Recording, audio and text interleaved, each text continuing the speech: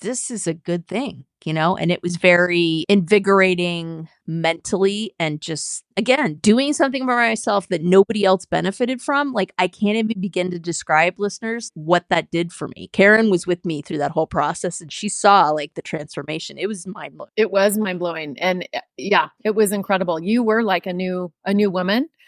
And it's like literally that mindset piece, no matter what you're talking about, like that is the key. Like that mindset is the greatest life hack, I think. Yes. And we all worship at your feet to get more of that good, juicy goodness.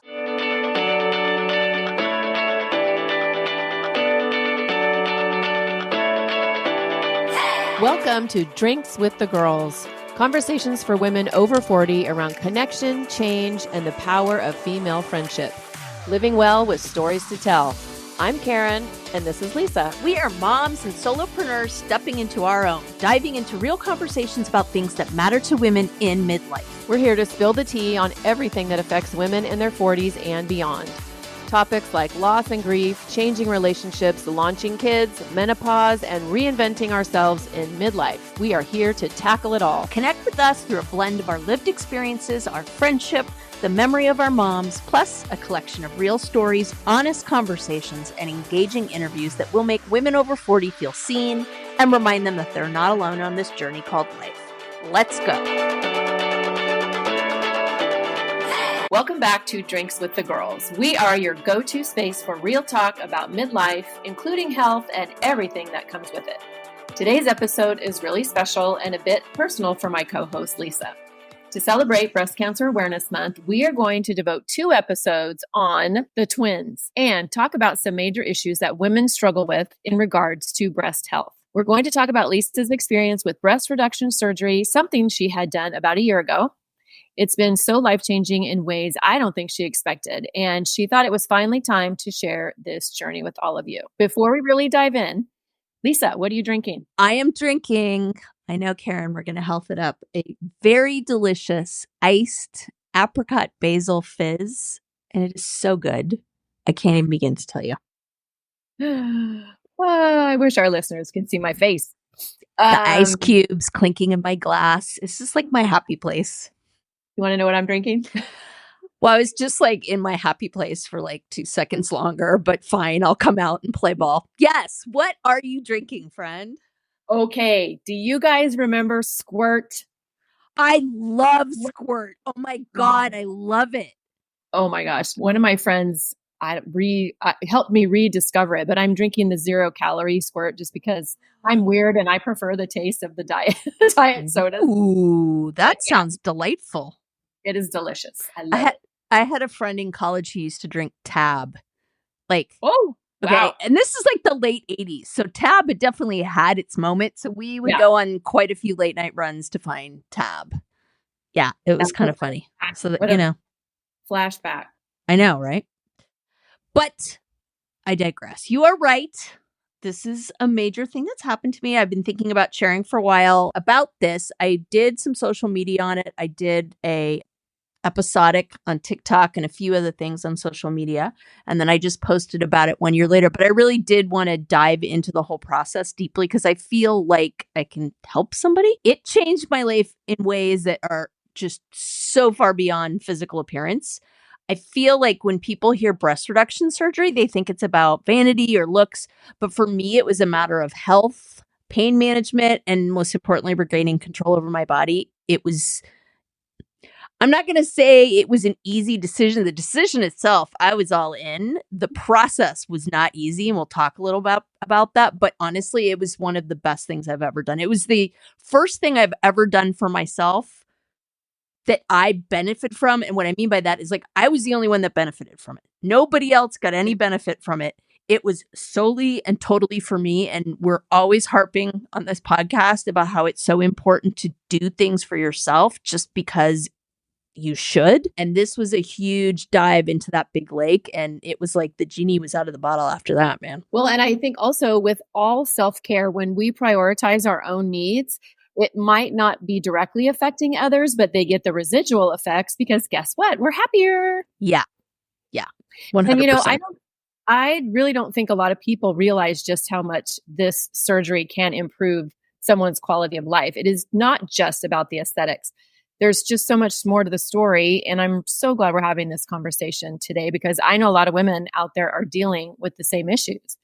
I have a good friend who had one done a couple years ago, and she feels like a new woman. So let's dive in. Lisa, take us back to the beginning. What led you to make the decision to get breast reduction surgery? Yeah, so this was a long road. So I've always had larger breasts, but for most of my life, I just kind of accepted it. Think there was anything I could do about it. I was like, I mean, I thought about having a reduction, but I was like, well, that's a 20 grand operation that I don't happen to have.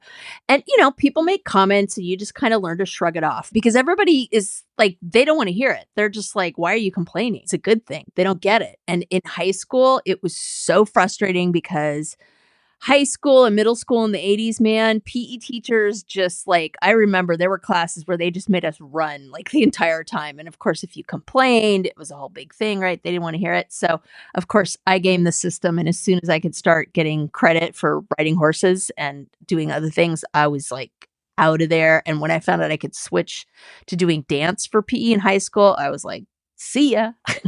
But, I tried to focus on feeling good about myself. But as I got older, especially after I had my kids, things started to change. I breastfed both my kids and my breasts got even larger. And the discomfort that I'd lived with my whole life turned into something much more serious. And that was chronic pain. I was in pain constantly to the point where I didn't even know I was in pain anymore. My back, my neck, my shoulders, that it was just relentless. I couldn't sleep comfortably. I couldn't do certain kinds of exercise at all. And even everyday things like standing up straight or playing with my kids became difficult. People are like, oh, fix your posture. It's like, it's not that easy when you're dealing with it. Yeah. No, I think it's easy for people who they're not in your shoes to say things like that. But, and I think for women that I know who have contemplated the surgery, the pain and uncomfortability are the biggest factor. So you were constantly battling that pain, and it was obvious how much it was affecting your life. I think a lot of people don't realize how debilitating it can be to live with that kind of pain every single day. Yeah. And it wasn't just discomfort. I think, it honestly, it was this weight, both literally and figuratively. I was exhausted all the time and I couldn't get proper rest. I stopped doing things that I love, like horseback riding and dancing, because I just couldn't handle the pain. I felt like my body was just rebelling against me. And exercise, it's like I could never run. I've never been able to run. And even when I tried, it was such a painful experience. I would always give up. It just I just lost that natural ability that I had when I was younger to really exercise and feel good about it. It just didn't feel good anymore. It was frustrating. It was depressing. And I think a lot of women go through this and they just don't even realize that there's solutions out there. Absolutely. And I would guess that it's easy to feel trapped, especially when society doesn't always encourage us to talk about these things. Hello, this is a theme we kind of talk about. Like when it comes to women's bodies, or anything that has to do with our parts, it's almost like taboo. We're not allowed to talk about it. And there's this expectation that we should just deal with it. But you didn't just deal with it. You decided to make a change. And I remember the turning point for you was that bad fall, right? Yeah, that was the wake-up call. I had a serious fall. I misjudged a step in my garage and I stepped on, of course, because it's me, it's got to be something insane and random. I stepped on an empty can of cat food and my feet went out from underneath me and literally like cartoon style up in the air and then slammed down on the concrete floor on my head and my back, like my whole weight. And I injured myself pretty badly, went through months of physical therapy. That was only making a minimal effort. I found another chiropractor. I'd given up chiropractic because it just hadn't helped me. But I was like, okay, maybe I'll try this. And he slowly helped me get better. But it took literally a couple years.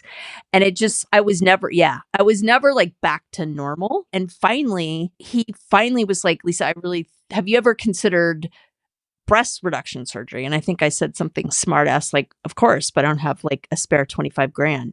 And he was like, I thought he was joking. Like, and he was like, no, no, I'm saying I think that the size of your breast is contributing to why you cannot rehab this injury. He's like, every time we get anywhere, it's just the weight that you're carrying is not making it possible for your back to heal. And I mean, you're talking to someone that has regular massages, like is really in tune with my body, like all that stuff. And I honestly had never thought about it that way. I don't know why, but I hadn't. I just bought into society's view on it. And he was really the first person that kind of connected those dots for me. It just never occurred to me that my breast size was the cause of my pain and the inability to recover from that injury. So I think that he was saying, I think you would qualify for insurance, right? Because I was blowing it off. I'm like, come on. He's like, no, I really do think that the fact that you've been trying to rehab this injury for like 3 years, I think insurance will cover it. And I was shocked, right? I could not believe it. And I remember I went home and I was so happy. And I'm like thinking, oh, well, this is going to take like 3 more years, but yay, like there's hope at the end of the tunnel. I love it when I hear stories like that where women find medical professionals that are actually like in their corner and like help them get better. Yep. But I remember you talking to me about that moment, and it was such a revelation for you. I think so many women, especially those with larger breasts, don't realize how much strain that extra weight puts on their bodies. So what happened next? How did you go from realizing surgery was an option to actually making that decision to go through with it? So once I understood, I made that connection that my breasts were contributing to my pain, I started doing research and I had a lot of questions. Would the surgery help? Like I trusted my doctor, but I wanted to do my due diligence. What would the recovery be like? What were the risks? Like I consulted with a couple of surgeons and I read everything I could find online. I joined some support groups for women who had gone through breast reduction surgery, and that was really eye-opening. I found out that I wasn't alone. So many women were dealing with the exact same issues that I was. Believe it or not, according to the American Society of Plastic Surgeons, more than 100,000 breast reduction surgeries are performed every year in the US. Could not believe that. Wow. Yeah, I know, right? And a large portion of those surgeries are for women in their 40s, 50s, and older. And I remember trying to get in to see surgeons because insurance makes you see a surgeon and then book the surgery before they'll even consider your case, which is completely ass backwards, but whatever. What a shock. Yeah. At any rate. Yeah, sorry. No, I don't apologize. Believe me, I was like all set to like fight the patriarchy on this one. That comes next. Don't worry. Stay tuned.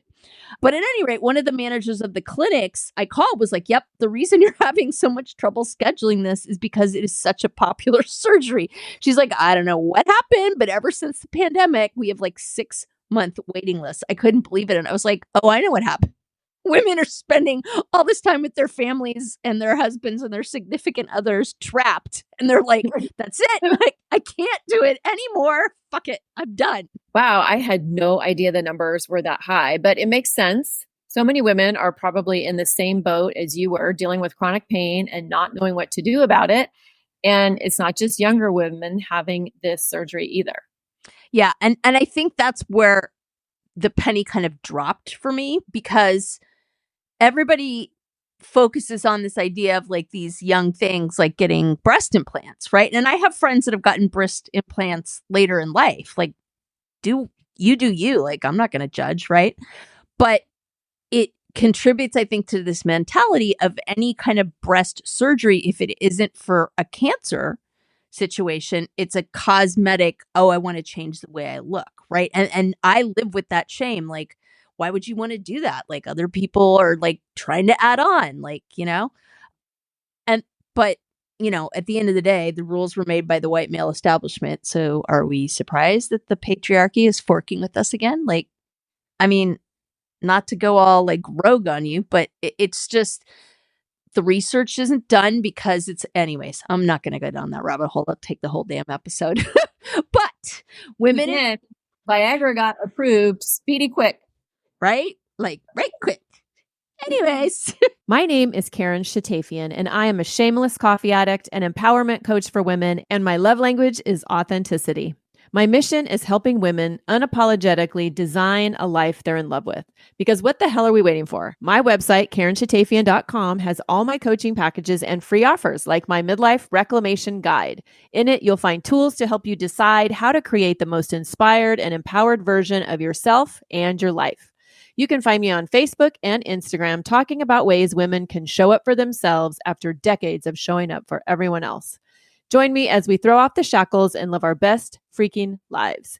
See the show notes for all the details. Cheers. Women in midlife are choosing the surgery more and more because they're tired of living in pain. So for me and for them, I would imagine it's about reclaiming your health and your life.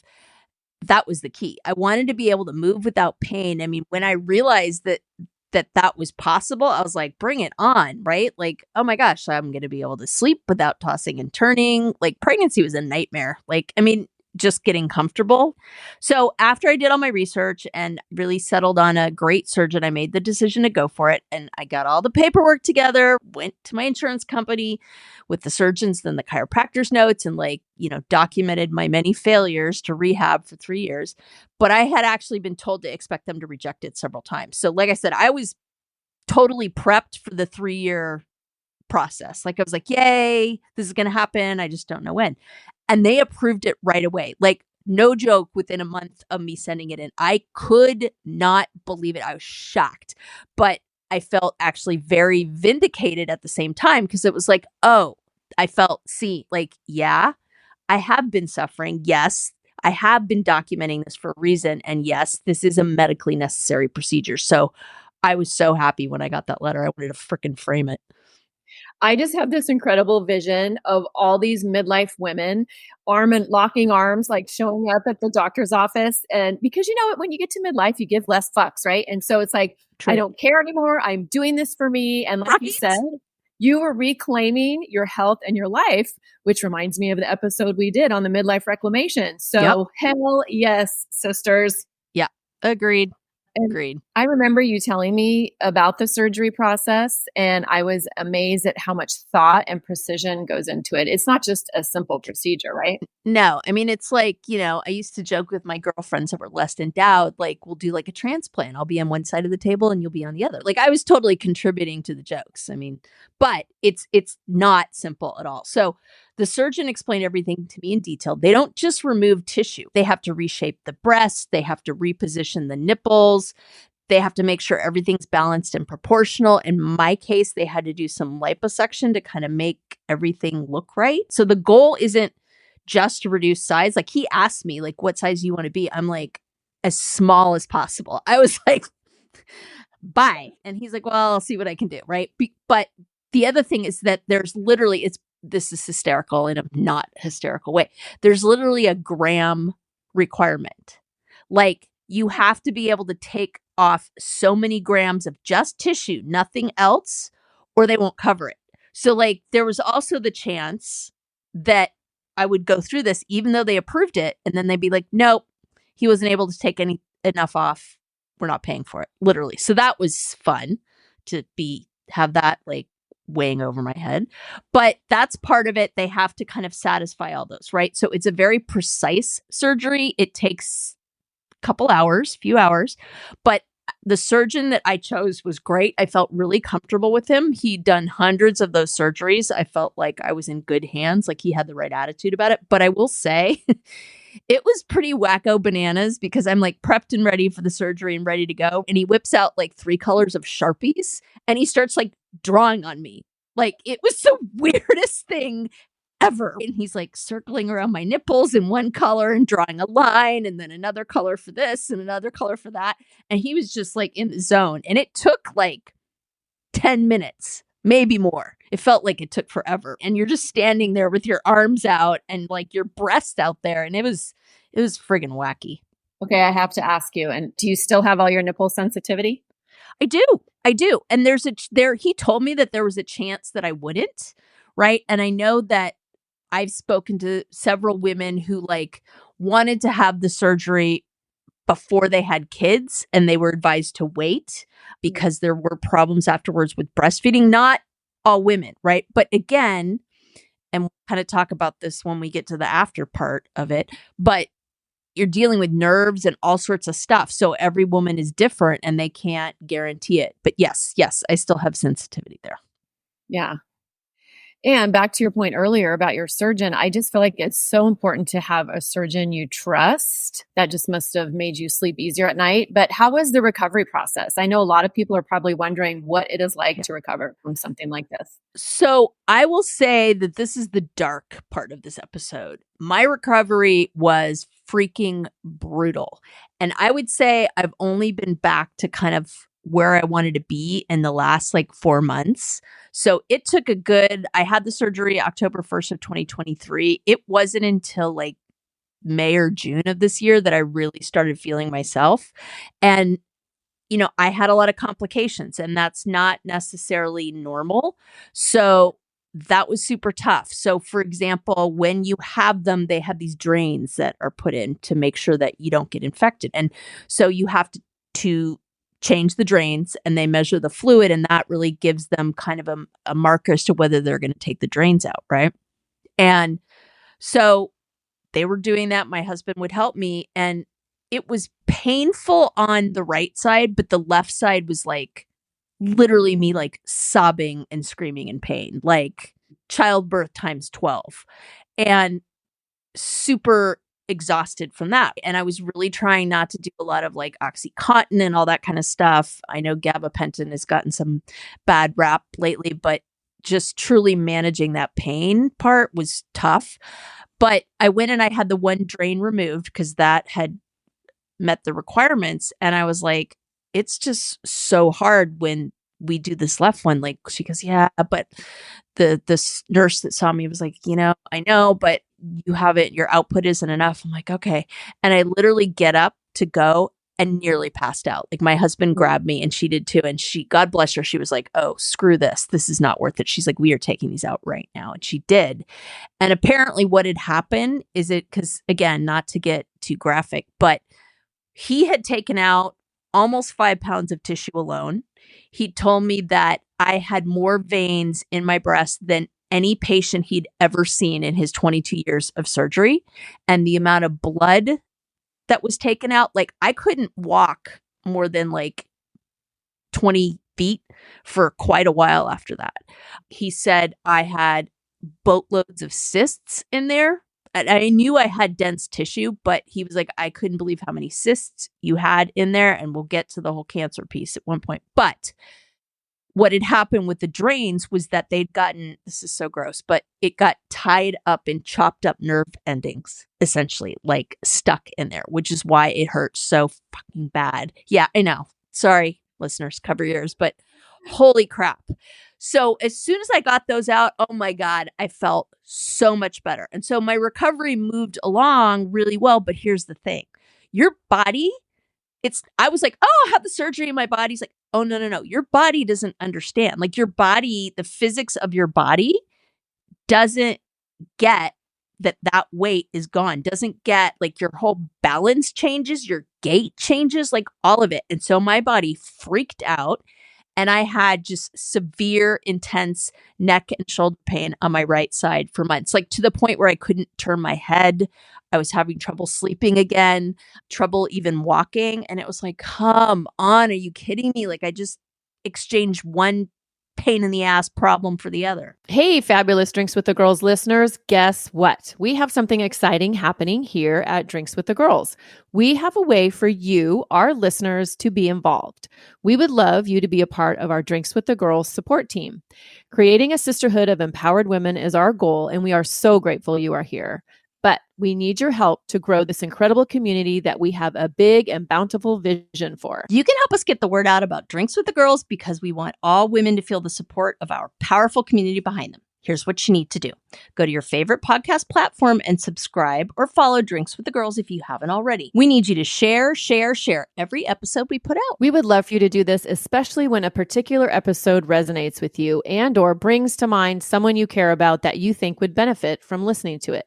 Share with a girlfriend via text, share to your email newsletter, share on your socials, share from the rooftop. Every share is a chance for all women around the world to feel connected and supported by our Drinks with the Girls sisterhood. The other thing you can do is officially join our Pod Squad email list. That will help you in 2 ways. First off, every time a new episode drops, you'll get an email with info and the topic, so it reminds you to tune in and listen with an easy to follow link. But it's also an easy format to hit forward on and share with some of your favorite people so they can easily access the newest episode. That link is always included in our show notes for you. We are so excited to have you as part of the Drinks with the Girls Pod Squad support team. We are all in this together. Cheers. Cheers. Wow.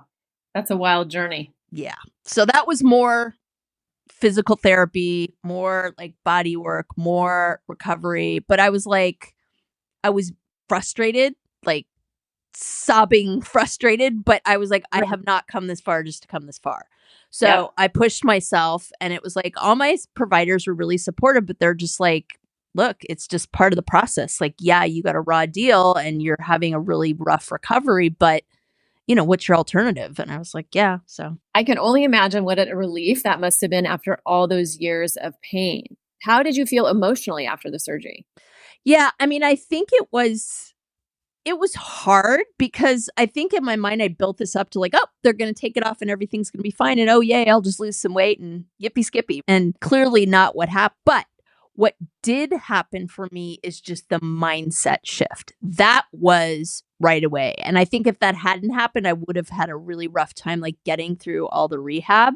But that happened basically as soon as the drains were out. I was like, oh, it's on. And it was this whole attitude change for me. I was like, I can do this. And wow, there's some other things I'd like to tackle head on too. Like that kind of mental energy of being like, I freaking did this, right? And yeah, this is a nightmare and I'm going through all this pain, but this is a good thing, and it was very invigorating mentally and just, again, doing something for myself that nobody else benefited from. Like, I can't even begin to describe, listeners, what that did for me. Karen was with me through that whole process and she saw like the transformation. It was mind-blowing. It was mind-blowing. And yeah, it was incredible. You were like a new woman.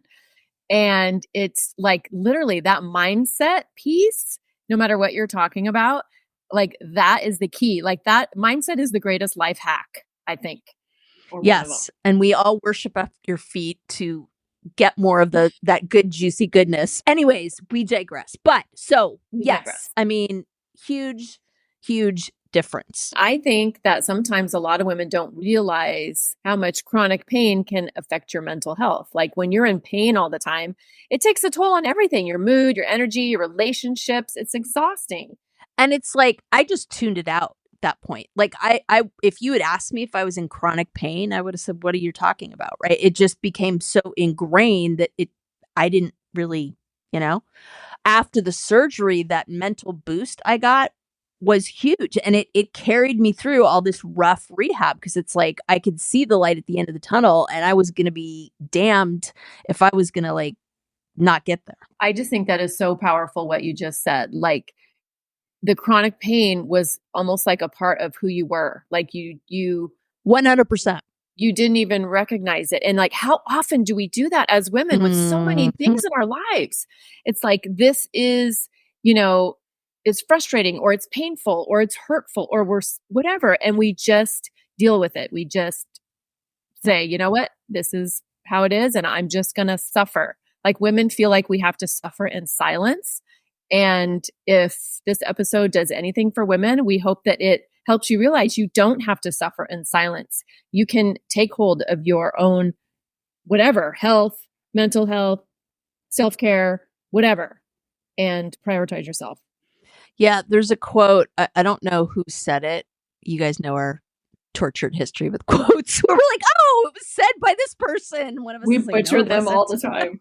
But get the gist. Yeah, it talks about this idea that obstacles are put in the way of our journey to make sure we really want what we think we want. And I thought a lot about that during that process because it was like, do you really want it? Right? Are you going to quit halfway? Or do you really want to see this through? Even though you had unusual things happen, like how much do you want this? Right? And I think that process was life-changing for me, right? Because it was like, oh yeah, I want it. And it doesn't matter what's going to happen. I'm just going to keep putting one foot in front of the other. I mean, there were days I would go to physical therapy and just sit there and cry because I was so freaking frustrated. And I had an amazing woman that specialized in body work for trauma and recovery and everything. And I started seeing her before the surgery, which turned out to be one of the best decisions I ever made because then she was able to walk me through it afterwards. But just the emotional part, like I want to have her on at some point because she does such incredible work around trauma and body. But like she'll tell you, like there were literally days where I would just sit there and cry. And she was like, I'm like, I'm sorry. And she'd be like, no, no, no, no, no. That's the work for today. So it was a process. But going through I'm this, sure you had to release so many things, like not just the physical weight. Oh my God. It's this releasing of all the things that are intertwined. Yeah, absolutely. And just, I mean, we could do a whole episode on, the body and trauma and how it retains that. And I would love to have her on and talk about that. But I just, going through this, I remember I started this process and I started episodic content on TikTok because I wanted to have people go along with me on my journey. And I was blown away at how many people would like the videos or comment or whatever, like, oh my God, I've been thinking about doing this, da, da, da. And so that pushed me to get through it too. Cause I'm like, I can't quit in the middle of this. There's people watching me. Like, what am I going to say if I go back on? I was like, just kidding, No, no, no, no. But I feel like I got my life back. And the bonus was this mindset shift. And now it's like addicting for me. Now I'm like, okay, what else can I do that like, I love it. So it's like, Glennon Doyle's saying, we can do hard things. Right. And it's like, those obstacles are the hard things. And whatever the obstacles are, once we go through those obstacles, we level up, like we turn into the next best version of ourselves, and it increases our confidence. It increases, just our overall, like you said, mindset. And that's how we become the fucking badasses we are. Whoop. Yours is such an inspiring story, Lisa, because it shows that you don't have to live with pain. Let's talk a bit more about the support system. Who was there for you during this journey? Who was there for you during this journey? I know it can be a really vulnerable time, and having the right people around you, I'm sure, just makes all the difference. Yeah. I mean, my husband was supportive at first. When I said I wanted to do it, he was like, what? Again, I mean, that's a hard thing for people to hear. My dad flipped out. My dad is like, why do you want to disfigure yourself? And so I had a lot of that. And I had to really think about what that said and what those messages were, because I mean, this was coming from two people that loved me, my dad and my husband, and wanted the best for me. But I just thought, my God, society's been so brainwashed by this. Just the idea of, again, like, why would you do that? That it's a badge of honor to have these large breasts. And like for some women it is, like, I care, right? Like, that's great. Go for it. But for me, that it was just, and I remember, this is actually really funny. I wasn't going to share this, but it's too late now. When I was talking to my husband about this and trying to be like, it's causing pain. He's like, I know, but you can do this and that and it'll be better. And I was so frustrated. I like ripped my shirt off on my bra and I grabbed his hands and I wrapped them around the bottom of my breast. And I said, lift.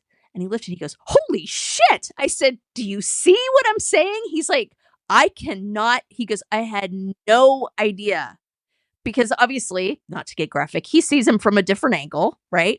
But when I like mimicked the idea of like, this is the weight I was carrying, he was blown away. And he's like, I had no idea. And he's like, I understand now. My dad, I just kind of had to wear him down and be like, well, you couldn't do the same. No, yeah. Well, that didn't even cross my mind, and I'm glad it didn't, because now that now that you put that image in my head, I'm just like totally grossed out. But whatever.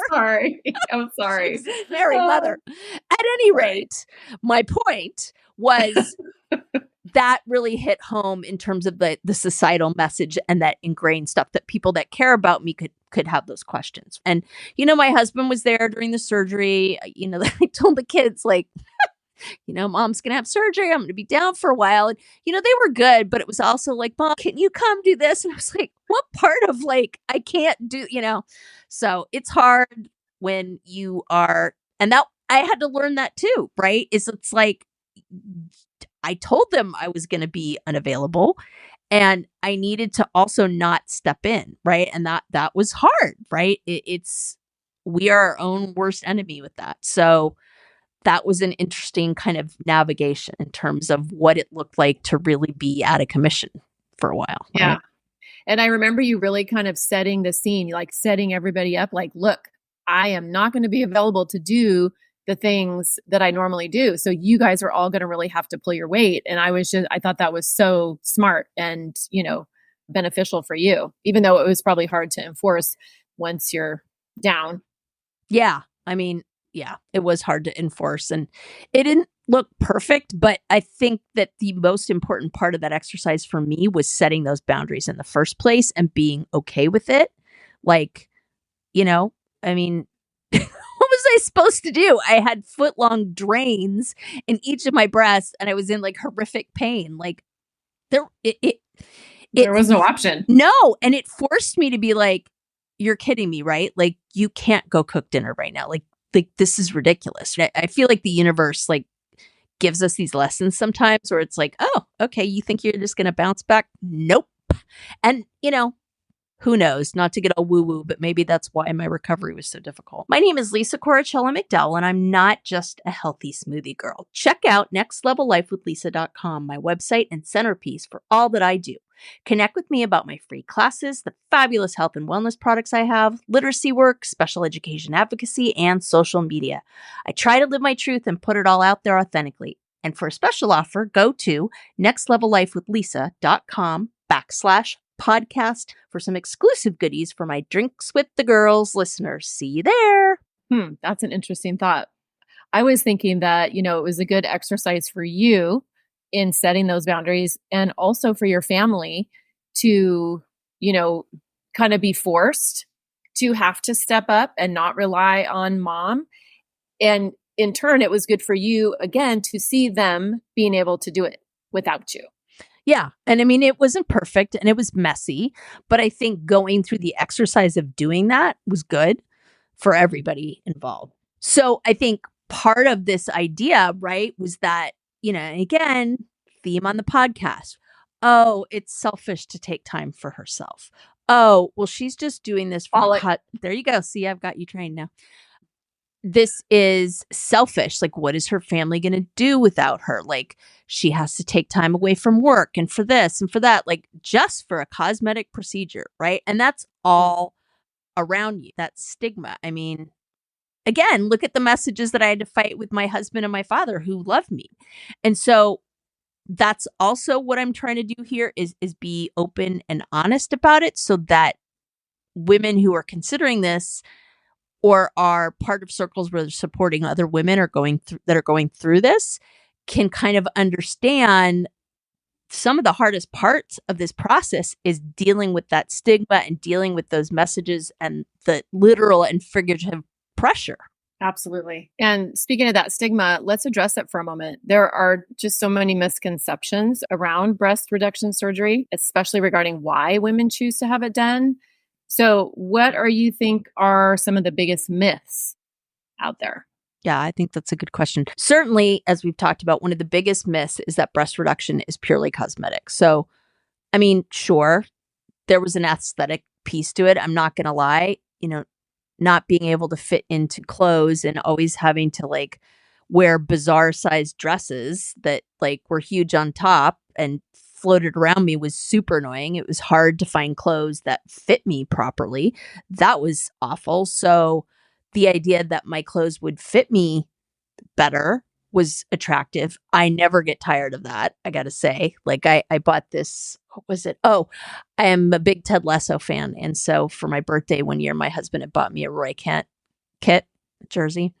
And so I have a picture of me in it like right when he got it. And it's obviously that I'm heavier and, my breasts were bigger than this, that, and the other. And I put it on like a month ago and I was like screaming and he's like, what? And I'm like, look, it fits me. And we did like a happy dance, right? So that part it's great, but that is not the motivating part. That's not going to see you through excruciating pain and like, post-surgery injuries and all that kind of stuff. And so I don't know who would go on that journey just to look better, you know? I would say another myth is this idea that it's like a younger person's surgery. So, you know, like I said, I have heard of women who put it off because they want to make sure that they can breastfeed their children and do that. But I was surprised at how many women in midlife are doing it. Like, I think in my mind, I was like, oh, well, if people decide to do this surgery or have access to this surgery, they just do it as soon as they can.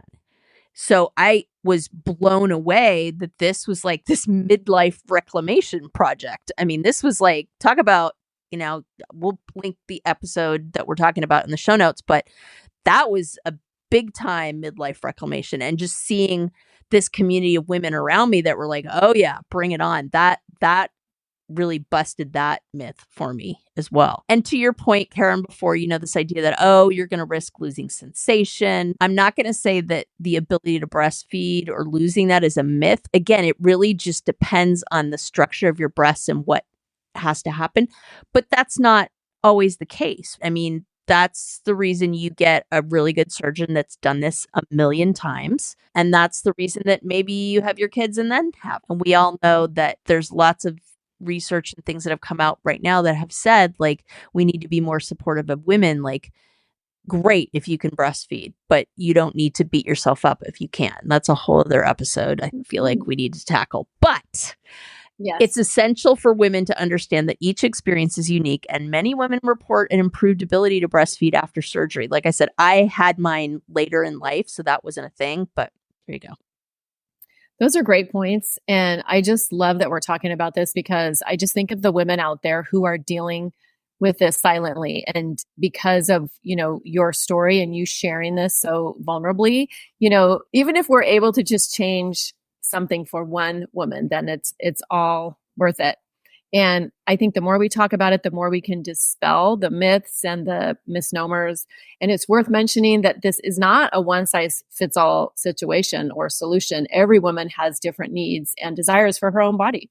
Yeah, 100%. Everybody has to weigh And their we're here for options. body autonomy, by the way. Hello. I remember talking to a friend of mine who'd had a breast implant surgery. I would say it was probably early midlife. And she's like, girl, I'm all for this. And just so you know, I hit puberty at 45. I was like, you go, Nice. girl, you do Nice. you. But yeah, you have to weigh your options. You have to consider what's best. Like I said, the non-negotiable I would recommend is you've got to shop around for surgeons. You really want someone that this isn't just like a side thing for them, like that they are very comfortable with this, that they've done a lot of them, because it's important. It's a big deal. Like, you want someone that has the expertise to do some reconstruction too, because again, this is a different surgery than reconstruction after breast cancer. Like, totally different kind of procedure, as it were. So talk to surgeons, interview them, discuss your specific situation thoroughly, right? They will help you understand what to expect and guide you in making an informed decision. And they're really knowledgeable about a lot of the insurance things. So they can really help you do what needs to be done to get it approved. And, you know, again, not an insurance agent. I can't tell you like what would be approved and what wouldn't. But in general, what I learned was there has to be a certain amount of tissue, literally in grams, that they have to be able to take off, or insurance won't pay for it. You have to have documentation of, just like me, physical therapy and chiropractic, all the things that you've done that have led up to this point, because of course the way our medical system works is you've got to be like on your last legs before they feel like it's something they'll cover, but that's a whole other episode. Anyways. So let's talk about life after surgery. You've shared how much your physical and emotional well-being improved, but what are some other aspects of your life that changed for the better? Yeah. I mean, my whole outlook, we've talked about, improved. I feel like my relationships improved. You know, when you are in constant pain, and again, like, I don't want to minimize my own pain, but there are people that are in like severe pain for much more serious types of things. So I feel like I need to check my privilege a little bit on this one. But when you are in chronic pain, it's so hard to interact with people around you. Like, I was irritable, I was withdrawn. That puts a strain on my relationships, right? And after the surgery, I definitely felt more present with my family, my friends. I wasn't just kind of like going through the motions. I felt more engaged in my life. And I started doing things that I had put on hold for so long, like taking dance classes or working out in ways that I didn't do before because it was just too painful. And being active again has been a massive boost for my overall happiness and my mental health. I love it. It's like you've reclaimed your life in so many ways. I imagine it also inspires others around you.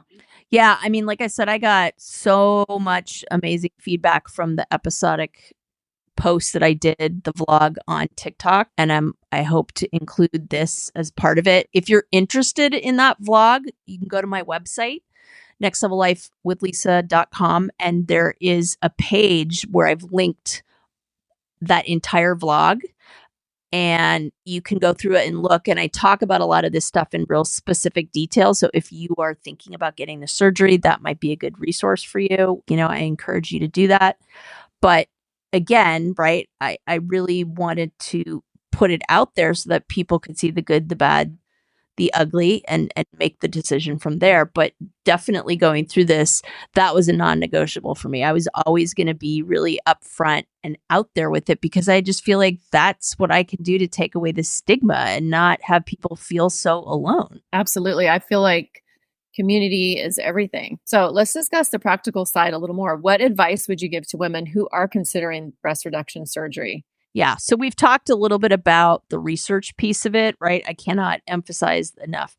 Make sure you understand the process, what it entails, and what to expect in terms of recovery from the medical side of it. Again, my recovery was nobody expected what I went through. So that was unusual. But knowing that my body would change dramatically how it was in space, like I'm so glad I had that rehabilitative movement specialist work with me. I highly, highly recommend doing some of those sessions before the surgery and having someone help you with that because it really is key.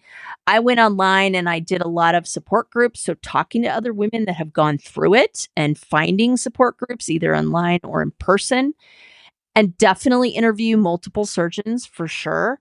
Try to push yourself to do that because sometimes it's like, oh, okay, I found the box check. Make sure you're comfortable with your surgeon. Like, if it helps, picture me with my shirt off and my surgeon drawing on me with Sharpies. Like, this person will be drawing on you with Sharpies. So make sure that you're comfortable with them, right? Listen to your body, trust your instincts. Oh my God, it's such great advice.